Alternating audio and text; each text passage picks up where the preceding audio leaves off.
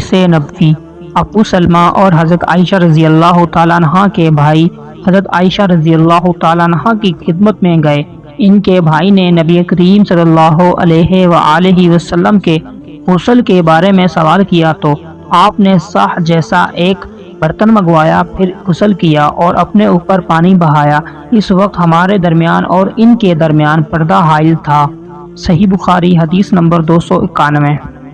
حدیث نبوی ابو جعفر محمد باقر نے بیان کیا، وہ اور ان کے والد جناب زین العابدین جابر بن عبداللہ کے پاس تھے اور کچھ اور لوگ بھی بیٹھے ہوئے تھے۔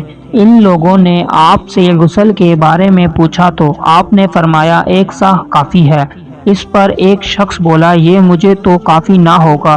حضرت جابر رضی اللہ تعالیٰ عنہ نے فرمایا کہ یہ ان کے لیے کافی ہوتا تھا جن کے بال تم سے زیادہ تھے اور جو تم سے بہتر تھے، یعنی رسول اللہ صلی اللہ علیہ وآلہ وسلم۔